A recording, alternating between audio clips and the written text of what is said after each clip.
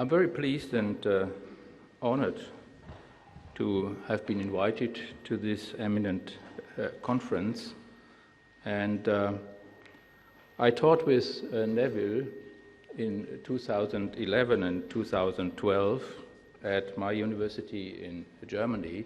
He stayed there 2 summers. We always had a weekend with Neville Alexander, and I also taught on the languages and nationhood, and he presented lectures on transformation in South Africa. But I got to know him earlier when I was a visiting professor at UCT. But this was in the early 2000s when he stayed in Germany for 2 years to write his book, An Ordinary Country.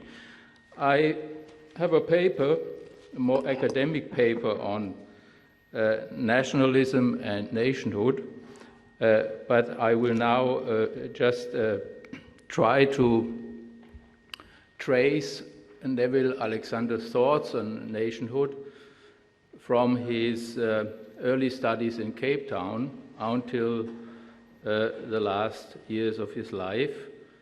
And I would see 3 phases. One is the pre-Robben Island phases, the past-Robben Island phases, and then his writings and discussions on the New South Africa. I mean, he was not, it was a bit, I mean, you could even say new bottles filled with old wine, because for him it was not new, because it was still capitalism and even still a racist country, or full of racist attitudes or racial attitudes. So the first phase, when he was a student in Cape Town and also in Tübingen in Germany, where I also studied, but more than 10 years later than Neville, was very much influenced, I think, by his studies on German literature. And this he told a journalist, and it is published in a Vienna newspaper at length. It's a whole page. And we also have an autobiography, unfortunately not in English. This is a book based on conversations with Neville Alexander. The conversations had been in English, partly in German, and it starts with his views at home, what they, his family, primary school, what they, the usage of language in primary school. He was taught in Afrikaans, and he writes, for instance, that the conversation was in Afrikaans, but when he wrote little letters to girls in the class, he wrote it in English. And there were also Xhosa-speaking students there, 2 or 3, so he got a first impression on Xhosa. And it's a wonderful read, and I will quote later from this book. So yesterday, Derek Swartz wondered what his studies on the Baroque drama meant for him. Of course, you don't know, but you should know that the German Baroque drama was a response to the vast devastations of the 30 years of religious war in Europe. And it dealt with the extremes of the human existence. I mean, it's even seen as an origin of dialectical thinking. In the Baroque drama, you will always find 2 characters at the center, the prince and the martyr. And they are representing the contradicting principle of realism and idealism, of power and intellect. And this is what he was interested in, and he writes here in these memoirs that his academic teachers in Cape Town recognized that he had this kind of dialectical thinking in him, and they recommended him to do these studies on the Baroque drama. And he also said in this interview with a Vienna newspaper that the 30 Years' War very much influenced him to study the 30 Years' War.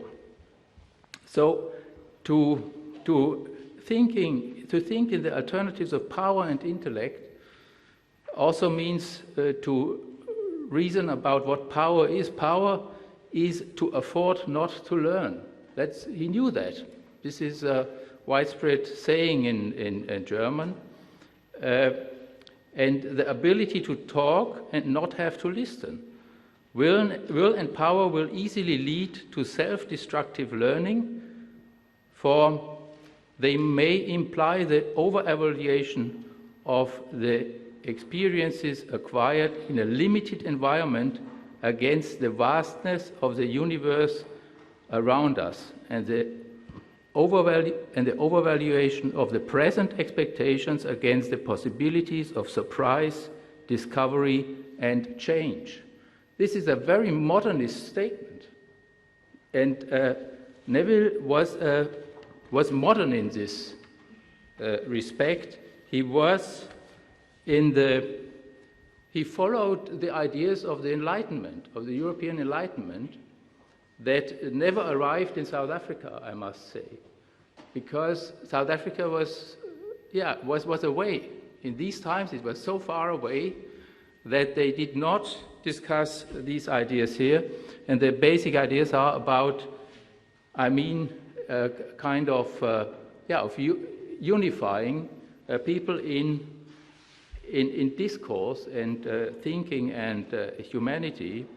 And it was modernization means to overcome parochial traditions and segmentalist thinking, separations of society, and so on. And I think this very much influenced Neville during that time. But he did not deal with these topics, because the national question at that time, in the discourse of the students in Tübingen in the early 60s, was not a real question, because they thought this would be solved with socialism and with liberation. And of course, they equated socialism with liberation, with the national liberations. And Neville was very much in discussions and in groups with Algerian students and students from Cuba. And we have heard yesterday that he traveled to Paris to meet the widow of Trotsky. And of course, he was not a Trotskyist. He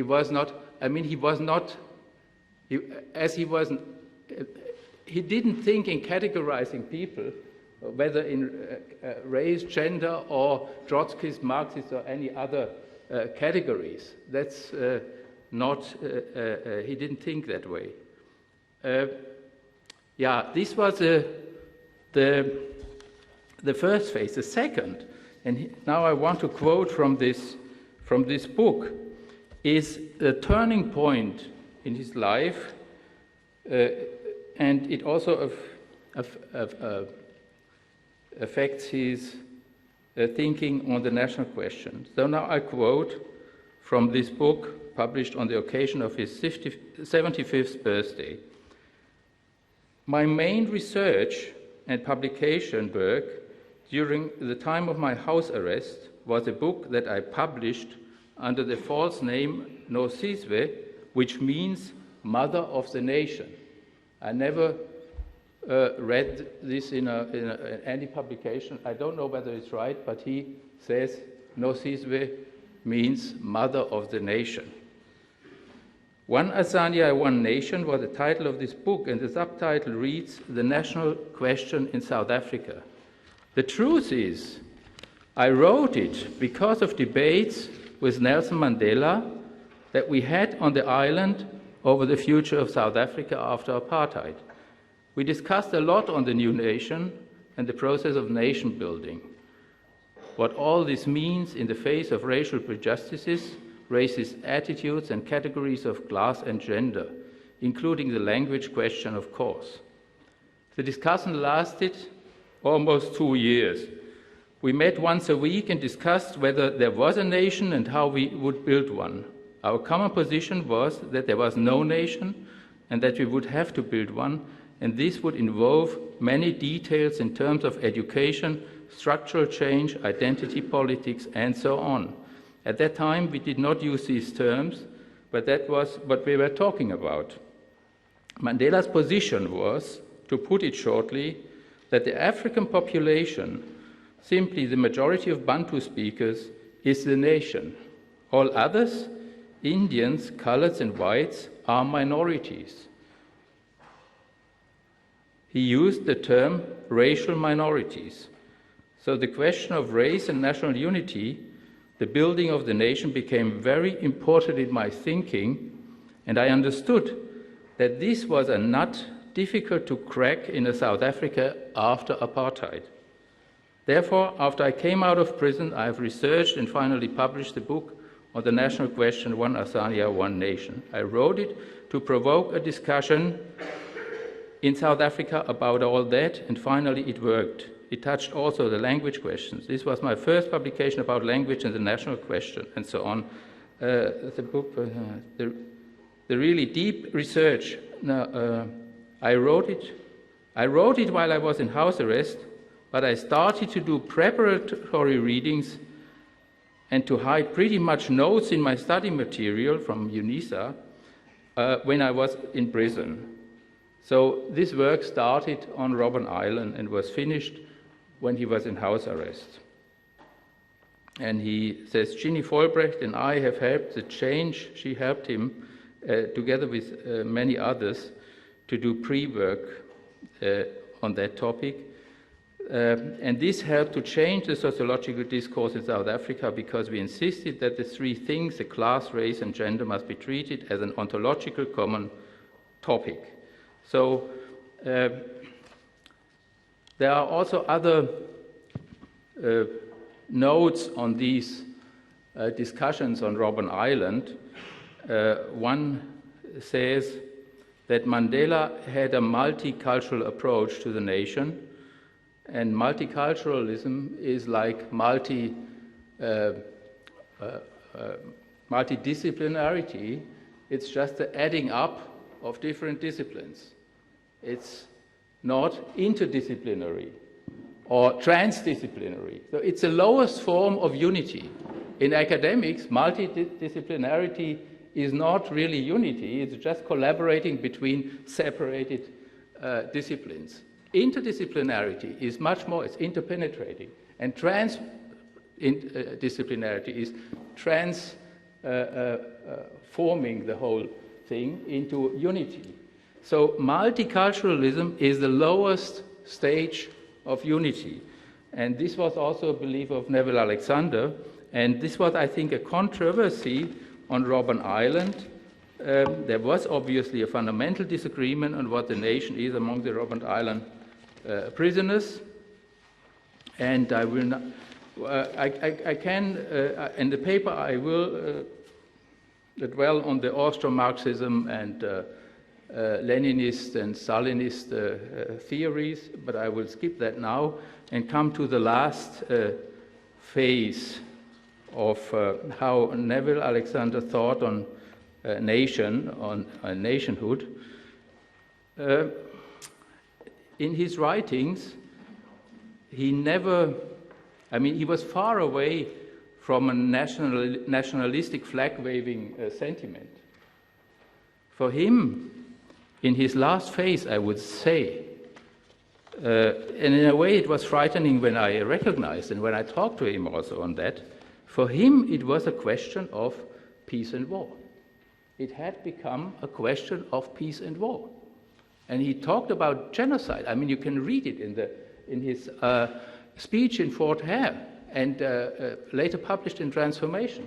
And in other publications, he talked about genocide several times, and civil war and so on. And I also asked him, I said, what's up? And he told me that genocide is, as it happened, always based on racist thinking, as it happened in and racial markings, as it happened in Germany, on the Balkans, in Rwanda, in Armenia, in Turkey, Armenia, in many countries, and it did come without warning. No social scientist, no journalist, nobody could ever forecast it. It's like a volcanic eruption. And he said it's possible, it's still possible, and it's also possible in South Africa. And in order to preserve social peace and solidarity, we have to overcome racial markings. And racial thinkings, we have to overcome it on a fundamental basis. And we had what we call Osnabrück, at my university, Osnabrück Peace Forum. There's even the announcement, you can see it outside on the display. And we talked about this in public, and I'm sure that we could characterize this third phase in his life and the way he thought about the national unity in terms of peace and war. And peace for him in this respect means social peace. And social peace means solidarity. And I will come to the end now by pointing to a discussion going on in Europe. You know that we are talking about a united Europe, one nation of Europe even. And also multilingualism and all these questions are heavily debated. And I think, and there was one voice saying, when do we have a European nation? We have it, the answer was, when German workers they are paying social fees and taxes. When German workers pay taxes and Portuguese workers get social benefits from these taxes. So it's about redistribution, and this is very specific for Neville Alexander. He did not stop in saying nationality is the rule of law and equality and citizenship. He says it's built on solidarity and redistributive justice, but not on the basis of racial markets, just on the basis of class, poor and rich. This was his message. Thank you.